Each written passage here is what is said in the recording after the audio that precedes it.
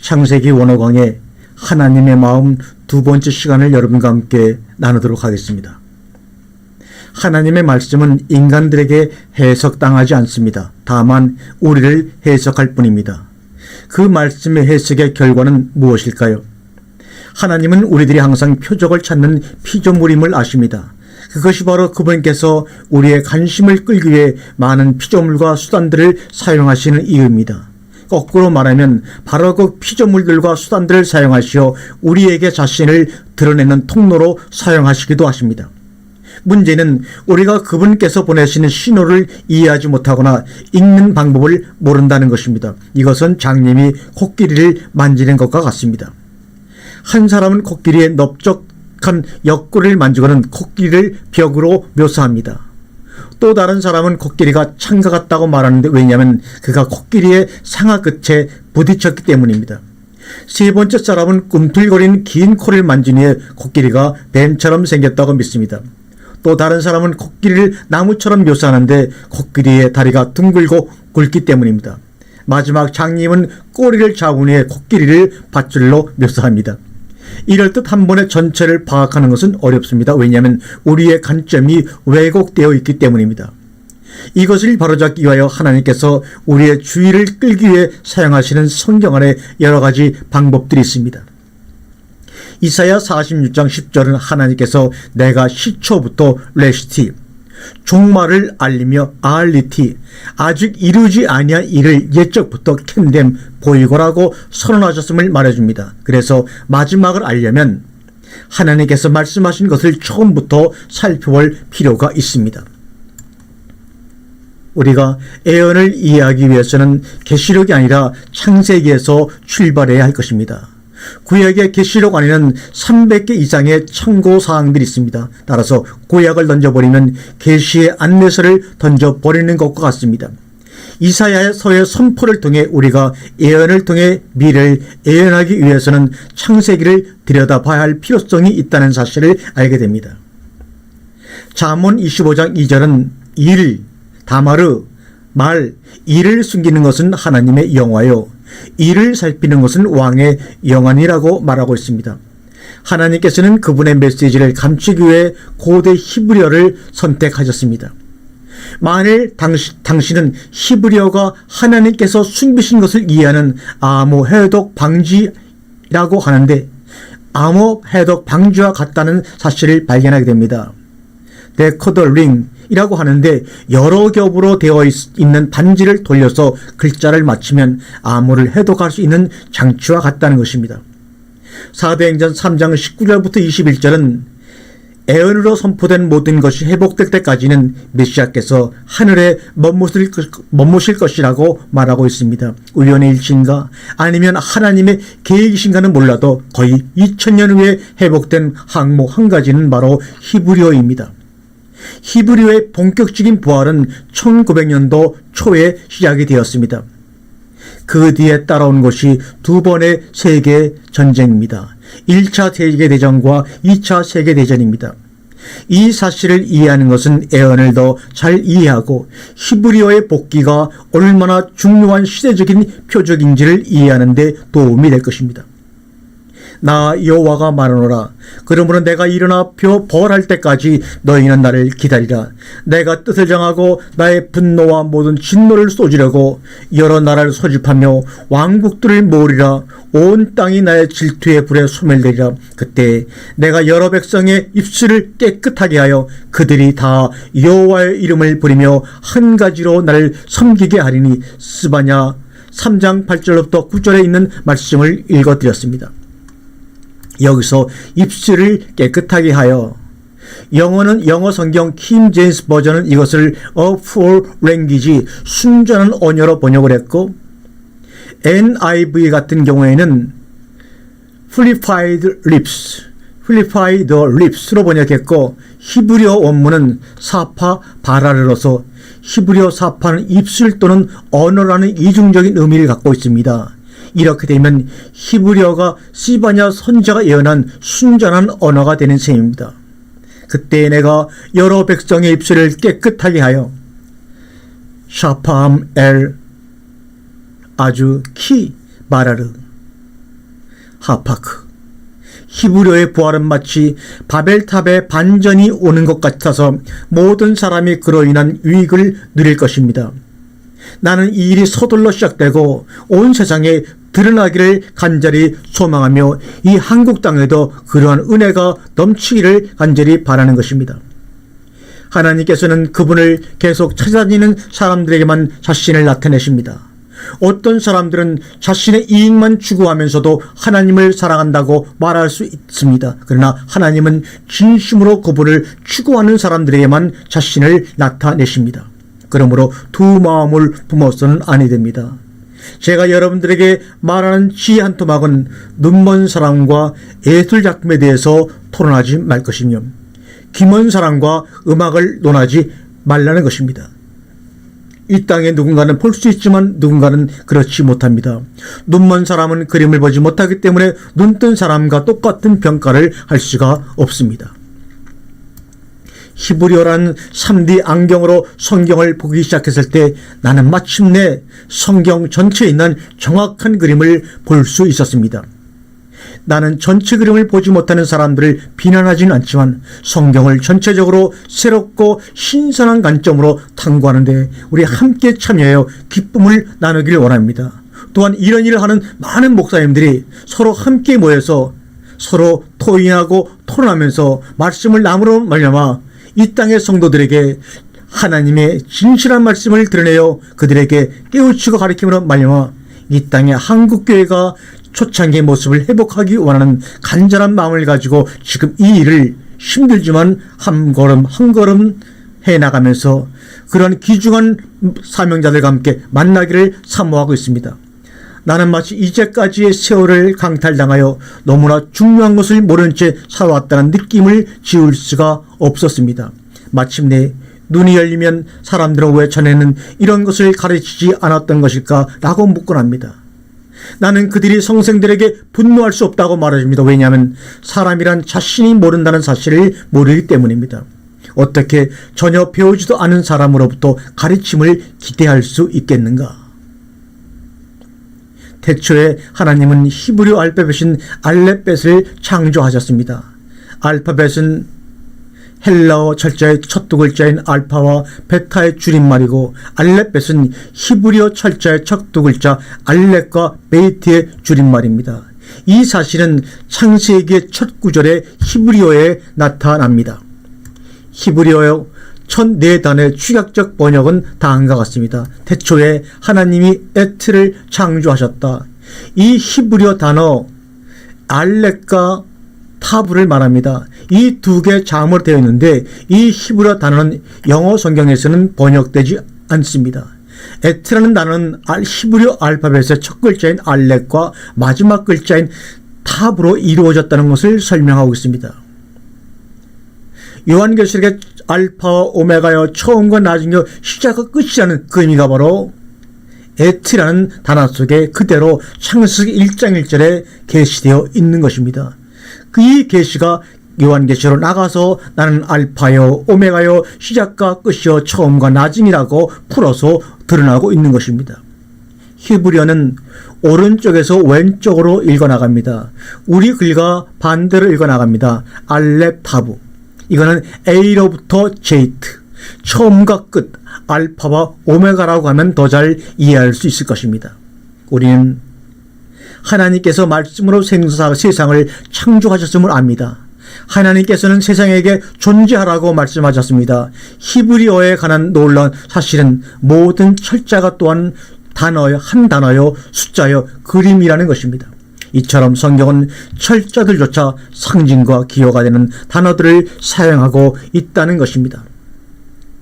히브리의 첫 글자 알렙은 여기 보이는 대로 이렇게 쓰고 있습니다.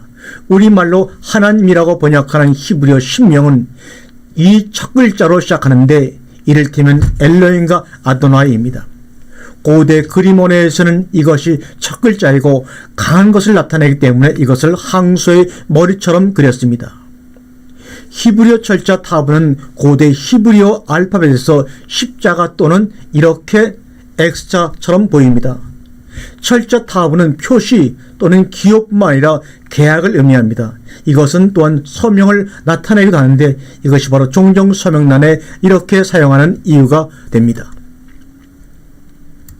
이 두 가지 히브리어 철자들을 조합하면 전체 히브리어 알렙벳뿐만 아니라 하나님의 사인을 나타냅니다. 그림상으로 에티는, 이것을 에트라고 있습니다. 에티는 강한 신호, 이 그림이란 사실을 우리에게 말해줍니다. 히브리어 알렙벳에서 또 다른 강력한 그림은 바브입니다. 이 자음을 바브라고 읽습니다. 이 철자 바브는 사물을 연결하는 데 사용하는 못, 갈고리처럼 보이는데 이것이 바로 정확한 이 철자의 의미입니다.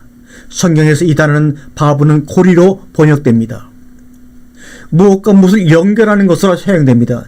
히브리어에서 이 단어는, 그리고 영어로 보면 and로는 의미로 사용됩니다. 처럼 접속사로 사용되는데 두 단어 또는 표현들을 연결하는 데 쓰입니다.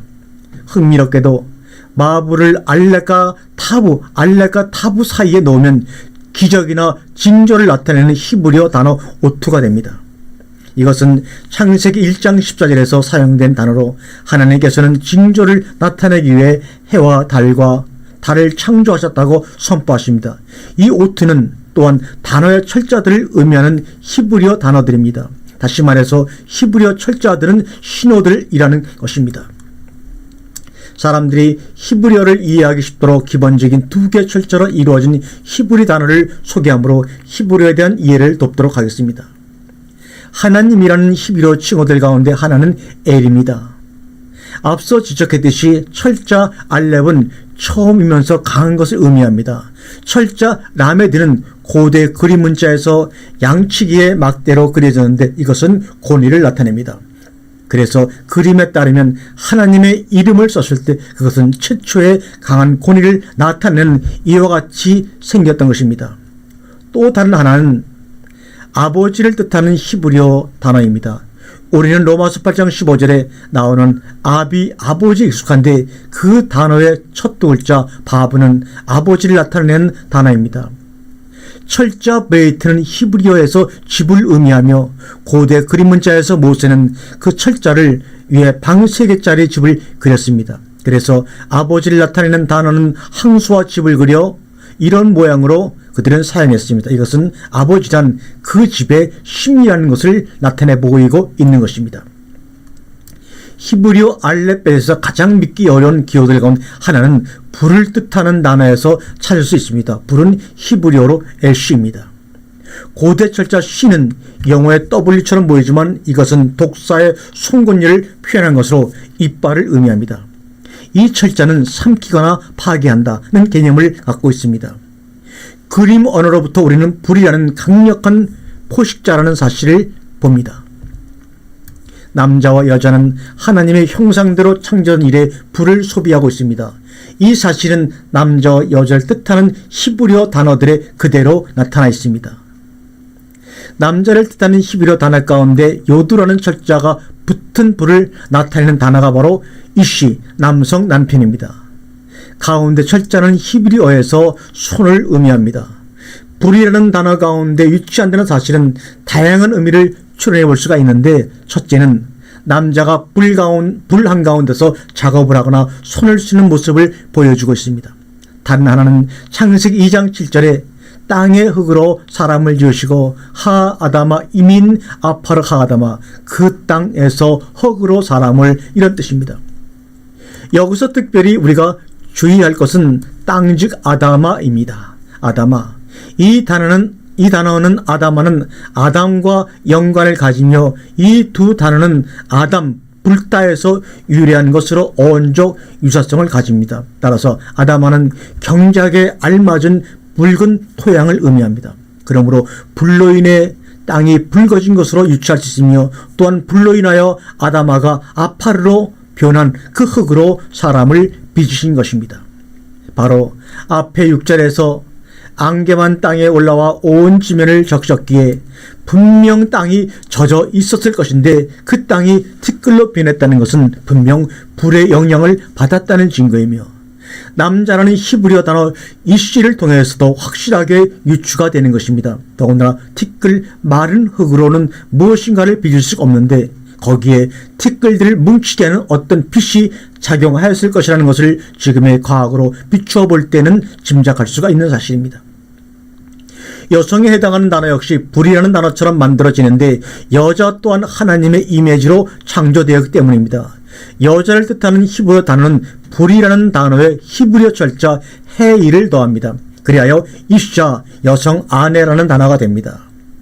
철자 헤이는 드러내다 또는 무엇인가 밖으로 나온 것을 의미합니다. 그러므로 여자는 상징적으로 불이 보여주는 것 또는 불 가운데서 나온 존재를 나타냅니다. 이제 시편 68편 4절에 나오는 하나님의 이름을 살펴보겠습니다. 하나님께 노래하며 그의 이름을 찬양하라. 하늘을 타고 광야에 행하시던 이를 위하여 대로를 수축하라. 그의 이름은 여호와이시니 그의 앞에서 뛰놀지어다. 하나님의 이름을 구성하는 두 철자는 바로 야흐입니다. 이것은 야훼의 축약형입니다. 남자와 여자를 뜻하는 단어를 다시 한번 보겠습니다. 무엇이 보이는가? 남자와 여자의 공통분모는 불입니다.